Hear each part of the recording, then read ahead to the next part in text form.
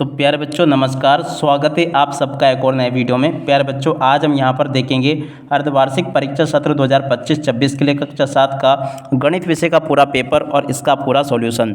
जी हाँ प्यारे बच्चों, यहाँ पर मैं आपको पूरा का पूरा क्वेश्चन पेपर विद सॉल्यूशन के साथ में बताने वाला हूँ। एक भी क्वेश्चन का आंसर प्यारे बच्चों यहाँ से आपका मिस नहीं होगा। देखिएगा इस प्रकार का क्वेश्चन पेपर आपको परीक्षाओं में देखने को मिलेगा। अर्धवार्षिक परीक्षा सत्र 2025-26 का कक्षा 7 का गणित विषय का पेपर है, जिसके लिए आपको 2.5 घंटे का समय मिलेगा और पूर्णांक आपका 60 अंकों का होगा। जैसा पेपर प्यारे बच्चों मैं यहाँ पर आपको बताऊंगा ना, ठीक वैसे के वैसे क्वेश्चंस आपके पेपर में परीक्षा में आपको देखने को मिलेंगे।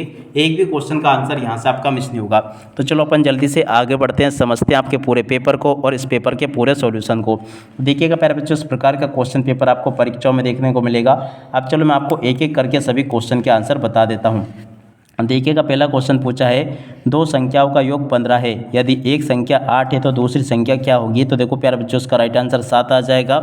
और अब अगला क्वेश्चन पढ़ते हैं, एक आयत का क्षेत्रफल ज्ञात करने का सूत्र क्या होगा। तो देखो इसका राइट आंसर आपका आ जाएगा लंबाई गुणा चौड़ाई। और अब अगला क्वेश्चन प्यारे बच्चों पढ़ते हैं, क्या दे रखा है, एक समान कोणिक त्रिभुज में एक कोण का मान क्या होता है। तो देखो प्यारे बच्चों 90 डिग्री होता है। और उसके बाद में चलो अपन आगे बढ़ते हैं, प्रश्न नंबर 4 को पढ़ते हैं। चौथा जो क्वेश्चन प्यारे बच्चों दे रखा है ना, इसका राइट आंसर आपका -2 आ जाएगा। और अब अगला क्वेश्चन, एक वृत्त की परिधि का सूत्र क्या होगा। तो देखो 2πr इसका राइट आंसर होगा। और उसके बाद में देखो यहाँ से आप लोग इन प्रश्नों को देख कर जाना जो कि आपको मैं बता रहा हूँ। देखिएगा यहाँ पर आपको क्वेश्चन देखने को मिलेंगे, एक त्रिभुज के 3 कोणों का योग कितना होता है, 180 डिग्री होता है। और अब अगला क्वेश्चन प्यारे बच्चों पढ़ते हैं, 20 का 10% कितना होगा। तो देखो प्यारे बच्चों इसका राइट आंसर आपका 2 आ जाएगा। ठीक है, इस प्रकार से प्यारे बच्चों आप लोग यहाँ से इन प्रश्नों के उत्तर को देख लो और पूरा का पूरा पेपर समझ लो। अब इसके बाद में चलो अपन आगे बढ़ते हैं, यहाँ से इन प्रश्नों को पढ़ते हैं। देखिएगा यहाँ पर आपको इस प्रकार से क्वेश्चन देखने को मिलेंगे, वर्ग में 4 भुजाएं होती है। कितनी भुजाएं होती है प्यारे बच्चों, 4 भुजाएं होती है। और इसके बाद में यहाँ से हम इन क्वेश्चन को पढ़ते हैं, एक वृत्त का व्यास उसकी त्रिज्या का 2 गुना होता है। और अब अगला क्वेश्चन, किसी भी संख्या की घात 0 होने पर उसका मान क्या होता है, 1 होता है। ठीक है, तो ऐसे प्यारे बच्चों आप लोग यहाँ से इन प्रश्नों के उत्तर को देख लें और पूरा का पूरा पेपर समझ लें।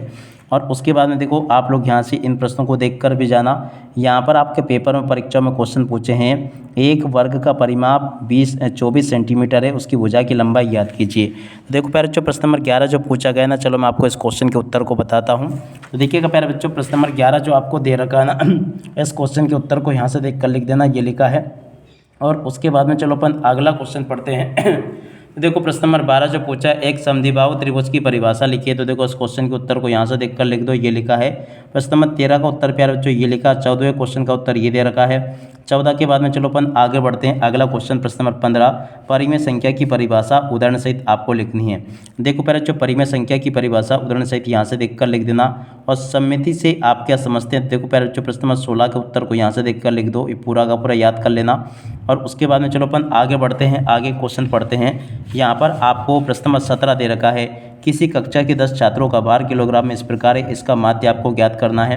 तो देखो प्यारे बच्चों माध्य आप लोग इस प्रकार से याद कर लेना, ये मैंने बता दिया आपको। और उसके बाद में देखो प्यारे बच्चों प्रश्न नंबर 18 ये दे रखा है, 19वां क्वेश्चन आपको ये दे रखा है। प्रश्न नंबर 20 ये लिखा है, 21वां क्वेश्चन आपको ये दे रखा है। इस प्रकार से आप लोग यहाँ तक के इन सभी क्वेश्चन के आंसर को देख कर जाइएगा।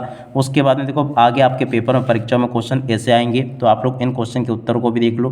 प्रश्न नंबर 22 का उत्तर प्यारे बच्चों आपको ये दे रखा है, तो इस प्रकार से आप लोग प्रश्न नंबर 22 के उत्तर को भी देख कर जाना। प्रश्न नंबर 23 का उत्तर प्यारे बच्चों ये लिखा है, तो इसको भी देख लेना आप लोग। और उसके बाद में जो क्वेश्चन आपके पेपर में परीक्षा में दे रखे हैं ना, जैसे कि प्रश्न नंबर 24, देखो 24वें क्वेश्चन के उत्तर को यहाँ से देख लेना। प्रश्न नंबर 25 का उत्तर प्यारे बच्चों आपको ये दे रखा है। और 26वें क्वेश्चन का उत्तर प्यारे बच्चों ये लिखा है, इसको भी देख लें आप लोग और पूरा का पूरा समझ लें।